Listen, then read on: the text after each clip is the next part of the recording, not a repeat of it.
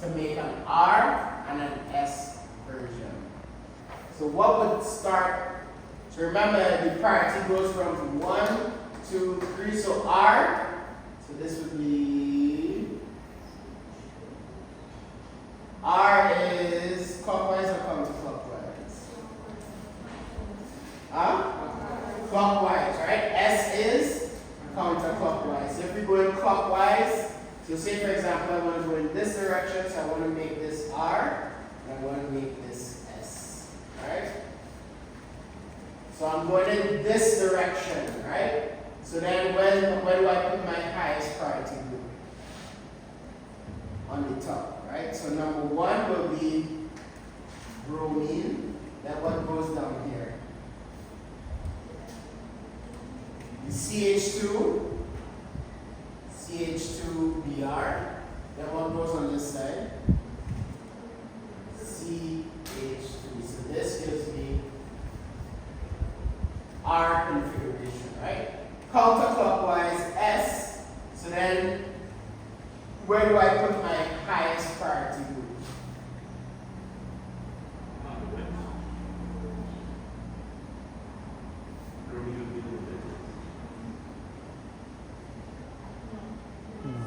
So remember, we're doing a mirror image, all right? So mirror image, all right? So where I put it, I still put it on the top here. Then I put this on CH2, CH2Br, and then back one is CH3. So I go in the counterclockwise direction, which gives me S, all right? So it's pretty easy. Once you get one version, you just draw the mirror image of the other version. Alright, so that's how you draw enantiomers. In that way, they did it a little different. They put the bromine all the way on the end towards the back, but it's still the same exact thing. Notice again, like I said, it doesn't matter where you put the groups. When you first draw it, you just have to make sure this is a mirror image, meaning that the groups that are facing each other. If you draw one, then you can draw the other, just draw the mirror image. Alright? And this is good practice for you all to see on like your tests. Like if you all have a test, which you're gonna have, like, when did I say the next test was? Next week? No. When is the holiday? March. Is it March? Alright, so is it Monday before that one? Alright, so that's, so I'll post a note on it. So it's not next week, but the following Monday will be your first test. Right? Anyways, so back to what we're doing here. So R and S, so that's how we do it. So that's all we're trying to accomplish there, right? Alright, so now let's finish off with enantiomers. We talk a little bit about its properties and why it's important, alright? And I want to just say, like, this is more of just background knowledge, right? This is not necessarily something you always be like asked as a question, but just so that we understand why we even care about identifying enantiomers. So they will have similar boiling point, melting point, and density, right? Because again, they don't have sort of different structures. It's just oriented differently. Right? They have what we call the same refractive index, meaning that when light hits it, it's sort of like, when the light hits it, it sort of refracts light or bounces light off in the same way. Where they do differ, though, is that it rotates, and this is, so, alright. Enantiomers have basically the same properties. But they only differ when you do something called this optical polarization thing. So what happens is you shine light on it, and as you rotate it, it reflects light or allows light to pass through in two different angles. Alright? Now, that doesn't seem important, right? For me, like to rotate a molecule and then it just points light in two opposite directions. Why is that even important? But the thing is that the enantiomers themselves, what happens is the two different versions actually cause the molecule not to bind to certain sites. So the real, so, alright. Left and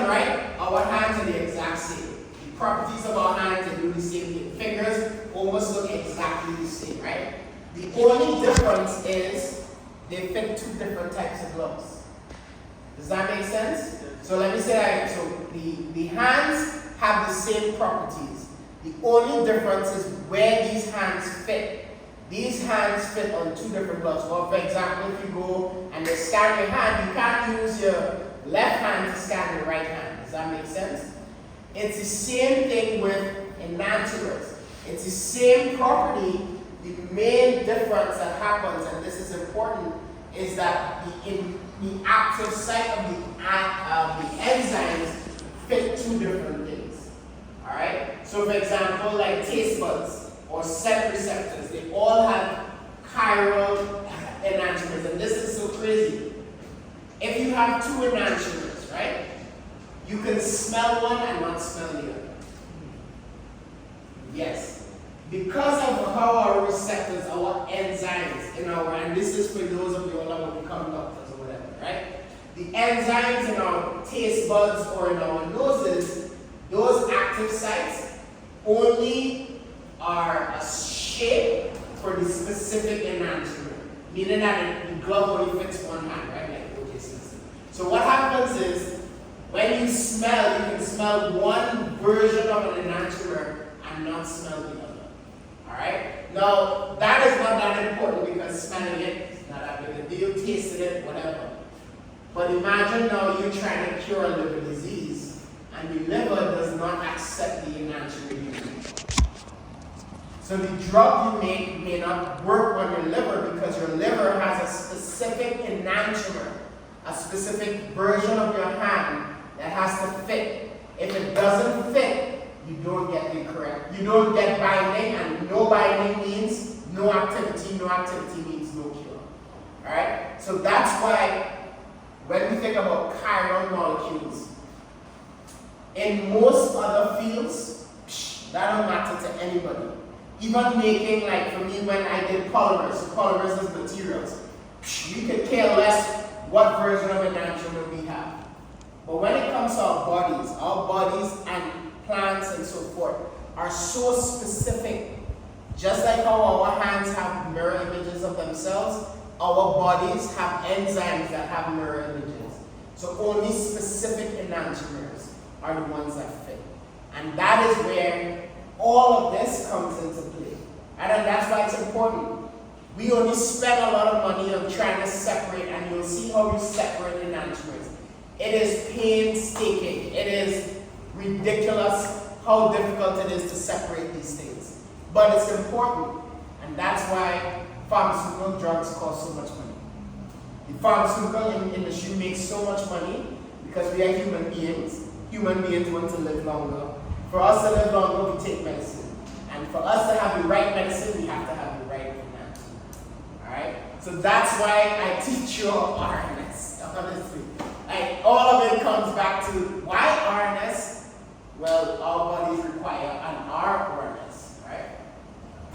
So, how do we determine the difference between two? Well, we actually shine a light through this filter. And you all don't have to draw this or memorize this. I just kind of want you all to visually see how they determine which enantiomer they have, right? So what happens, they pass the light through, and polarization means it creates a charge. And because of the different versions, the charge goes in a different direction. So for example, if this side of the molecule is like more polar than this side, when I polarize it, this side will point in one direction, this side will point in the opposite direction. So the difference in the angle, so once you point it through, the difference in the angle that you see will be a 180-degree difference. Alright? And that's how they can tell, okay, is this sample inside here, is it this version of one side or is it the other version, right? So that's where we get the, that's how we actually determine which enantiomer we have, right? That's one version, right? The other version is literally just stick the enzyme in it and see if it sticks. That's it, right? So those are the two, that's honestly how it is. So nobody wants to ingest something and it not work, right? So we use this mechanism in order to identify. And it's been used for so long It's called a polarimeter, and that's sort of what they use for a long time. Now there's a specific what do you call it?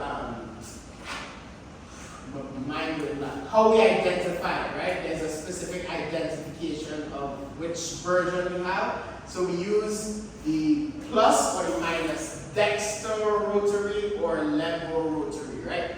Where you see this is D or L. So if you all remember from biochemistry, remember D-glucose versus L-glucose? That comes from two enantiomers.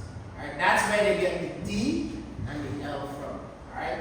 So D-glucose, L-glucose has to have, it's based on this rotation, right? It's the same exact molecule, but when you shine light on it and polarize it, it gives two different versions of itself, right? So that's why it's D and L. It's not the R and S. So this is not so much. This identification is how it reflects the light, right? The R and S is the stereochemistry around the individual ones, right? And the reason we say it's not related is because the R and S is specific to the actual carbon, right? And you'll see how we can have two carbons that have different R and S stereochemistry, but then the whole molecule is D or L. And it'll only make sense when we see the practice. So it's not really. So like I was saying, the binding site is important. So again, this is the negative or the L and the positive. Now it is different stereochemistry around that carbon. So the reason we still identify R and S has to do with the stereochemistry around the chiral carbon, right? The molecule on a whole is minus versus plus. So the minus version of this epinephrine, anybody know what epinephrine is? EpiPens, right? The things that block your reaction to having any sort of a bad allergic reaction, right? So what happens is your body, when it's going into shock, you use the EpiPen to block these sites. The sites keep the allergies from making your body go into shock and whatever. So this active site only accepts this version of this molecule. So that means if your EpiPen is filled with the opposite version, it's not going to work. Alright? That's how important it is, right? That's why EpiPens are sort of expensive. So it fits this specific site. Notice you see the different versions of it. And as it fits in, it blocks the site. By it blocking the site, it keeps the whatever is causing you to have that allergy reaction. If it doesn't, look what happens if it doesn't. If it's not the correct enantiomer, it's not going to fit that way. And remember, no matter how much you rotate this, think about this, if you rotate this different ways, it's still not going to fit this active site. Right? Rotating this is still not going to make it fit in here. Right? Because if I rotate it this way, right, it's still not going to fit. The OH group is in the wrong position. So that's why it's important for us to have the correct enantiomer, and that enantiomer creates a specific biological reaction. Alright, so when we have a mixture of two enantiomers, we have what we call a racemic mixture. So a racemic mixture means 50-50 of both enantiomers. So sometimes that is fine, meaning that you can have a racemic mixture, but sometimes you will have to separate it. It's very hard. So this is the DNL. It's very hard to separate the two enantiomers, right? Because remember, the only thing that's different about the two enantiomers is just how they polarize light. They don't have different properties. They don't even have different charges or anything like that.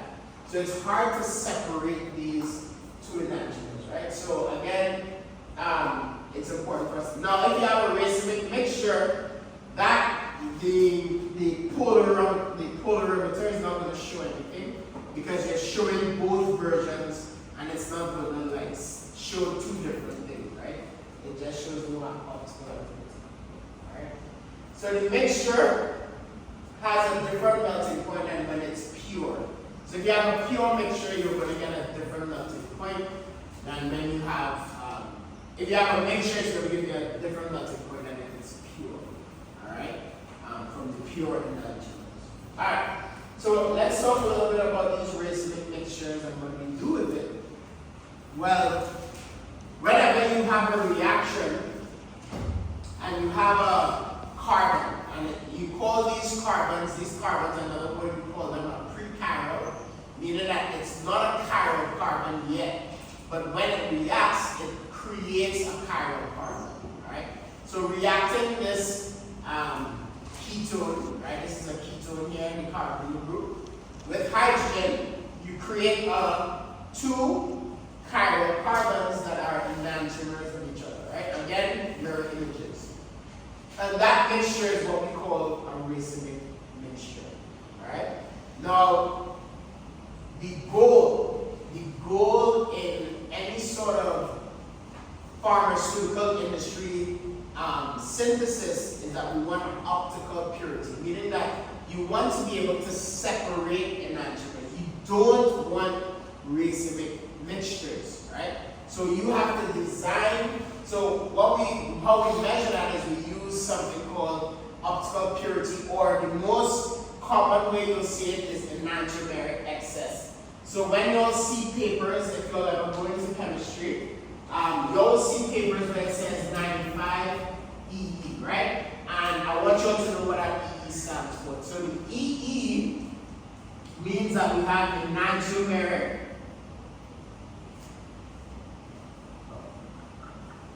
excess. And I'll show you all how we calculate that EE.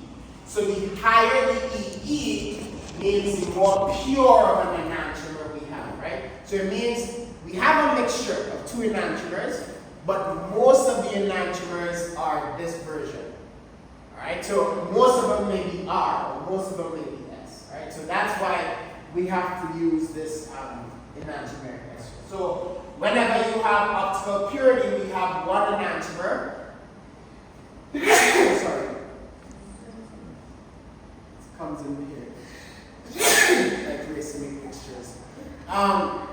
So when you have one enantiomer that is in greater amounts, you end up with this enantiomeric excess. And how we calculate it is they will shine the light, like we said, through that polarimeter, and you took an observed rotation divided by the rotation of the pure enantiomer, and you get 100. You times it by 100. So it means that a certain amount, like how much the rotation is or how close the rotation is to the pure version, and you multiply that by 100. Alright? I'm not going to make you all calculate EE. Alright? I'm just putting this out there so that when you'll see it on a paper, you'll know what it means. Alright? That's mainly why we do this, right? Alright, so in calculating the percent composition or the actual enantiomeric excess, just looking at an example, right? So we have two examples where it rotates plus 15.90 degrees versus the other one negative. So what happens is the pure version is this, right? So this is the pure version rotation, and this is how much it actually rotated. So you take this value divided by that value. So this is a 20% EE. Is that good? You all think that's good? You all don't know. Remember, we want to get closest to 100 as possible. Alright, so if I have 20%, is that a good enantiomeric excess? No. What that means is this, is that of my entire molecule, remember, what's a racemic mixture? How much percentage of each enantiomer do we have in a racemic mixture? 50-50, right? So if I have a racemic mixture, so a racemic mixture has a 50-50 of my D and L, right? So that's racemic. Now if I shift it 60-40, this is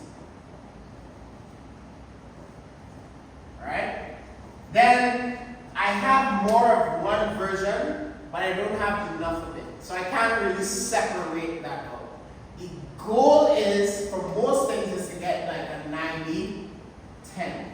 That's really the kind of enantiomeric excess that we're looking for, right? And this enantiomeric excess is about the difference between these two. So the difference between these is about 20% enantiomeric excess. So that's where that 20 comes from. It's the difference between these two, right? The difference between this is about 80%, right? So the higher enantiomer excess we get, the more of our pure enantiomer we have. Alright, so if you can design an experiment to get a high version of the enantiomer excess, then you get a better quality product, right? Now I didn't do those, so I don't even bother calculating that. Because I did polymers. Polymers, forget the enantiomeric excess, don't even show me EE. Right? The reason, and just for whoever cares, whoever becomes a chemist, right? You're wondering how in the world do we separate these, or how do we get a higher EE? One of the ways they do it is they literally have to design catalysts or design molecules that react with it that only react in one specific orientation. So you create what they call rigid molecules, and as they react, they only create one form of that version. Or they manipulate the conditions, and it's just it's so much. I just try to put two things together. Now you tell me we have to think of how I put those two things together. It's just too much, right? Alright, so moving on from enantiomeric excess, I want to talk about Fisher projections. Alright? So the Fisher projections are a flat three-dimensional model. So when we have our chiral carbon, so remember we use Fisher projections to sort of talk about different chiral carbons. So when I have a chiral carbon and it has those different this version here, I can flatten it out and create what we call the Fisher projection, right? So by flattening out, what we're looking at here is you're looking at the molecule in that version. So on this side we have the hydrogen, on this side we have the hydroxyl group, and then on top of the bottom. So this is what we call our Fisher projection, right? So that's the Fisher projection. Always put the chiral carbon as the intersection here. So carbon 2 is my chiral carbon. And the rest, the vertical and horizontal lines represent the thing, right? So the horizontal lines are what is coming towards you, the vertical lines are what goes away from you. So if I'm looking at this top down, that's how I look at this chiral carbon. Alright? Have you all drawn Fisher projections before? Did you all ever have to draw a Fisher projection? No? Okay, so it's fairly simple, for example, this one that we have here, right? So what we do is we look at the Fisher projection down this carbon. So in this carbon, I put it like this. This on the top, right, is my bromine. It's going backwards, and then this hydrogen is on the bottom. And that's the hydrogen. And then on either side, I have my CH2, Br. And then on this side, I have my CH3. So when I draw it as a Fisher projection, I just draw across like that. And then on this side is my CH3. Up here is my bromine. Down here is my hydrogen. This is my CH2, CH2. And that's how we draw a Fisher projection, right? The most common way, or the most common reason for drawing Fisher projections is really for carbohydrates, right? For glucose, sugars, basic sugars, things like lactic acid, things like that, amino acids, you draw Fisher projections for, right? So again, based on how your molecule is drawn, you just look at it down the angle. So if we looked at it down this angle, if it was on the other side, we look at it down that angle, and then you draw it like that, right? And then you have those two versions, right? So the rules, the carbon chain is on the vertical line, so the longest carbon chain vertical line you put the highest oxidized carbon at the top. So highest oxidized means which carbon either has a hydroxyl group or an acid, right? So that goes on top. And for you to rotate it 100 degrees, it doesn't change the molecule. So changing it 180 doesn't change it. So do not rotate it 90 degrees. And I'll show you what they mean by that. So this is what they're talking about. So when you go through this foot Fischer projection here, right? You rotate it 180 degrees. So what we're doing is we're taking this part and we're flipping it all the way down, right? Rotating it all the way down. So when you rotate this 180 degrees, the carboxylic group goes to the bottom, right? By doing that, what you do is you put this hydroxyl group over on this side, right? Notice I put the hydroxyl group over on this side. If I only rotate it 90 degrees,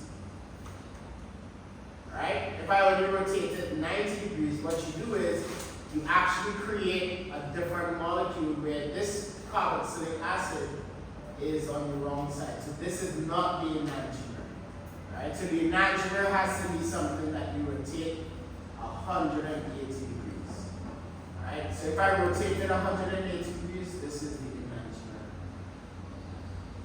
right?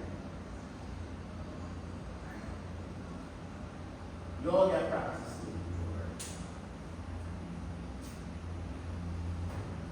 Alright, so going into actually drawing it. So to draw it, it's the easiest way for us to find enantiomers.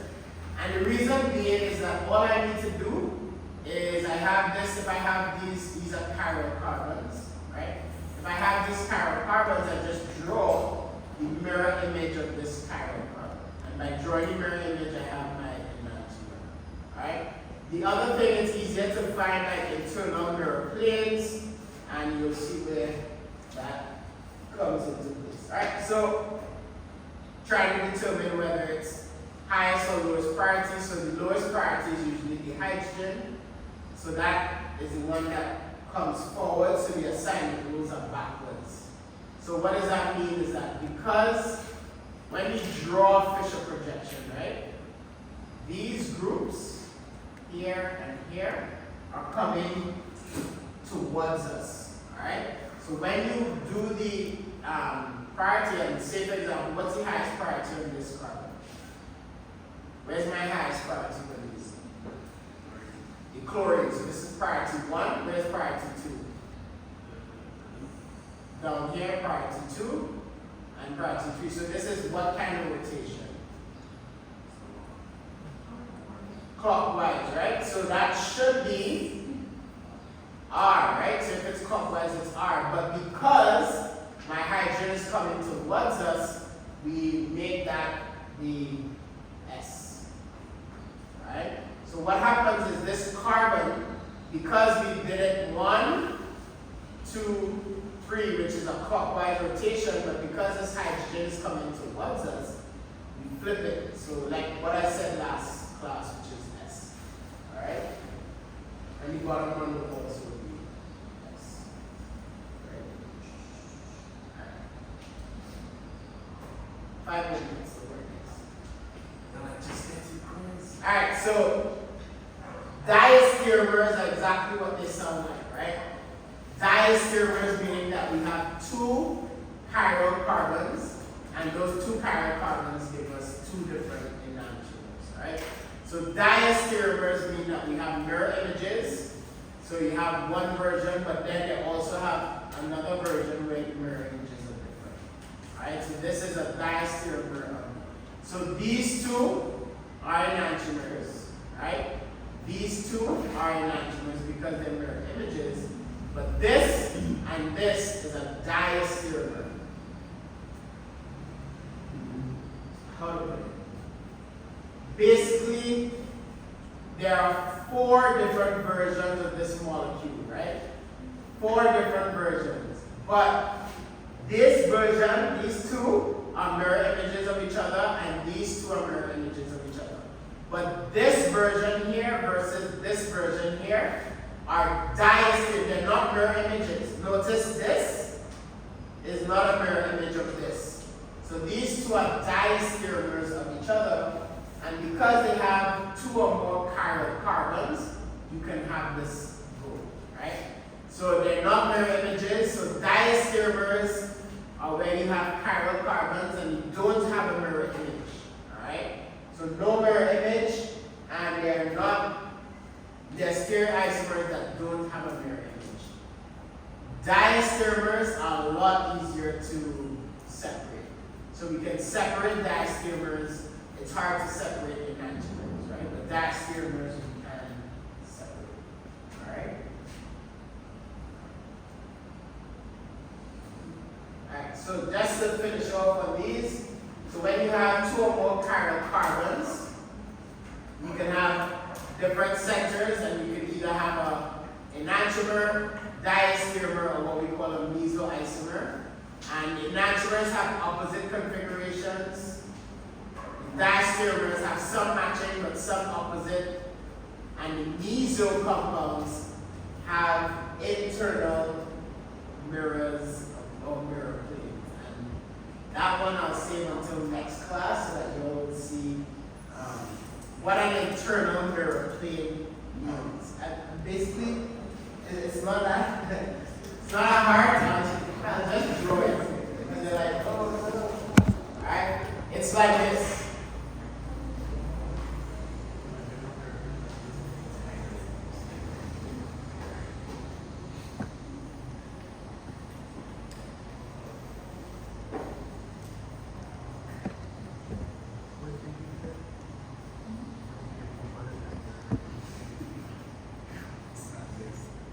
Alright, so this compound, right, has 2 chiral carbons, alright?